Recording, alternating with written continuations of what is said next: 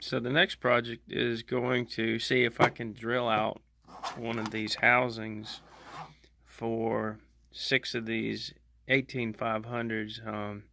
Now these can discharge at a constant rate of 15 amps, whereas the 14500s that we normally use in SuperBirds can only pulse at around 9 amps, I believe. I can't remember the sustained amperage for them though.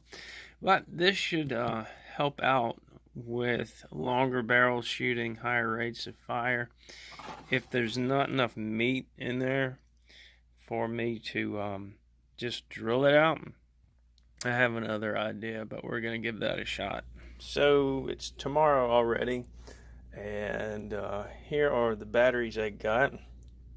I got them off of eBay, and the ad had a picture of one of these, and I ordered 6. So they gave me 5 of the old style batteries and 1 of the new.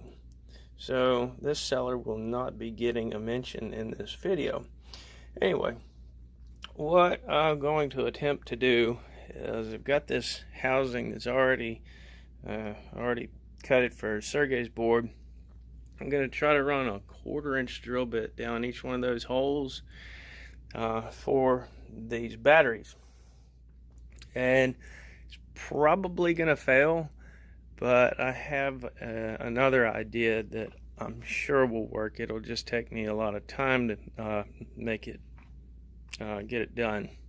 So I don't have my other camera, so I'm just going to have to put you guys down for a minute and I'll let you see the after effects.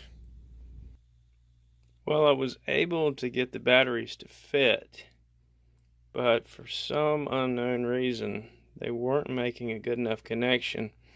And at first it was because they weren't connecting with the board, and then I reworked it, and then I thought I was sure that they were connecting with the board, and I put 2 little neodymium magnets on the positive and negative terminals there to make sure that it was connecting.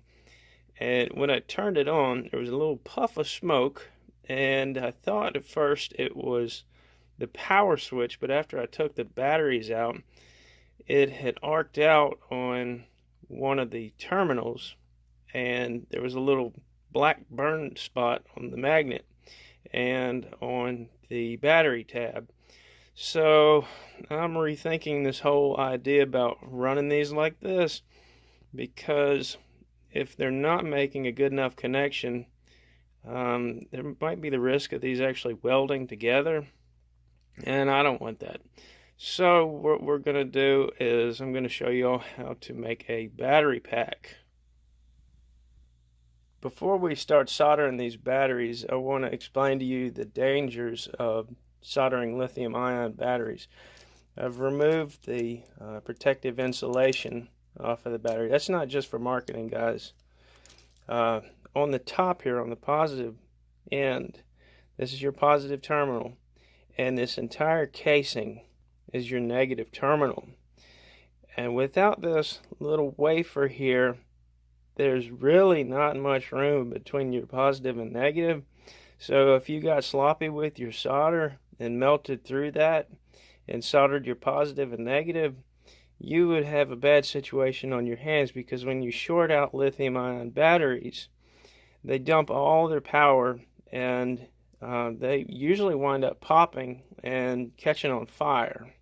So just be really cautious of that if you try this, and basically don't try this, because there's some laws about soldering batteries and about being licensed. I'm not really clear on that.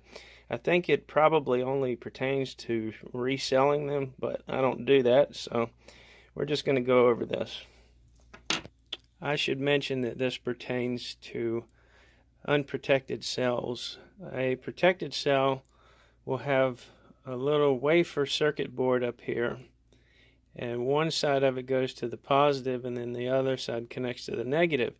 And if that cell goes too low, say, I don't know, 3 volts or 3.2 volts or something like that, it will actually turn off the battery. That's why when you have, say, a flashlight that runs off of, let's say, 18650s, once the voltage drops to a certain point in any of the cells in there, one of these batteries is going to shut off. And then that's why it doesn't dim on you or anything like that. It just goes off. Now, the reason that we run unprotected batteries in the Blackbirds is because that wafer will also protect against over discharge.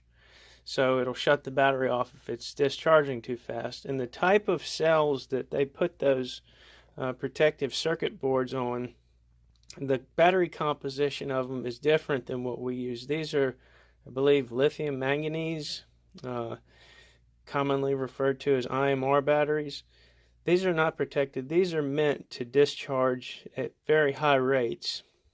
And that's what it takes in a small cell like this to power a SuperBird. And you need 6 of them, just depending on how extreme of a fire rate you want to go. Also, you don't really have to worry about over discharging these cells in the Blackbird, because once it gets down to about 18 volts, the magazine will continue to run, but the solenoid will not fire, and that's how you know it's time to change your batteries. So I imagine it'll be the same thing with this battery pack, just because a lack of voltage and what we're asking it to do. This is an old pack, part of an old pack that I built out of 18650s, and they came with the tabs. So they put the tabs on the positive end and then just let you solder to the negative end. And as you see on the positive end, they've got 6 little spot welds, which is a lot safer as far as connecting a tab or a wire to the positive end. Big shout out to my buddy Joe Sullivan from Sullivan's Concrete Sawing. He's got a really awesome story about his business, how he's a self-made man. Hey Joe, why don't you send us some crazy video of those big ass saws you got operating. Anyway, he made me revisit the 5-cell 18650 pack that we used to use for the 2K mod all the time. And he gave me this one, and I tried it out at 4K, and it actually did work at 4K. And he'd been telling me, he's like, man, it works, try it, here's one, try it out. So what we're going to try to do is, instead of a 6-cell pack, these batteries are a little bit shorter, they're just as fat. We're going to try to end up with something that looks like this, but with an extra cell, and hope we don't blow up our board. Now what we've got here is our little jumper wires that I just pre-tinned, our power cable, and this is a balancing cable, and this makes sure it takes care of each one of the cells and make sure they get what they need while they are charging. Now there is 7 wires. You're going to need 1 more wire on these balancing wires for however many cells you have. So I have 6 cells here. I need 7 wires. And you're going to have one that's colored differently than the rest. And that one goes on the final positive end. I'll show that to you a little bit later. So now we've got our battery pack all soldered together, and we're ready to put the balancing wires on it. And we start with our first red wire, which will go to the positive end. And when you're doing this, you want to think about wire management, because you don't want a whole bunch of funny looking wires sticking out here. That's just for aesthetics for the most part. But anyway, your red wire goes here, and then the next black wire in line will go there, and then the next black wire in line will go there, and then the next one there, next one there, next one there, and the final one here. So now all that's left to do is connect our positive and negative power wire, and that will go to, the negative will be over here and the positive will be over here, and then we can plug it up and see if we got everything wired right.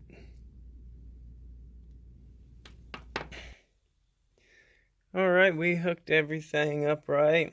We've got our balancing wire hooked up to our charger and our power hooked up there. And now this charger, it says it's full. I believe it'll only charge this pack to 22.2 volts. And charging the cells individually on the Luck V6 charger, it charges these cells individually a little bit over 4.2 volts. And that's what I was, a bit concerned about. It's okay when you're using the AA size 14500 lithium ion batteries, because you have, as soon as you turn the gun on, the motor runs, and as soon as you pull the trigger, the motor runs. So being at 25.2 volts on a full charge, the main capacitor actually doesn't get the full 25.2 volts because the motor is drawing some current away from it with the smaller batteries. So let's say it might only be getting 20 volts. Now that's because they are a lower amperage output. They can maximum pulse out about 9 amps. Now these say that they're rated for a pulse of 15 amps.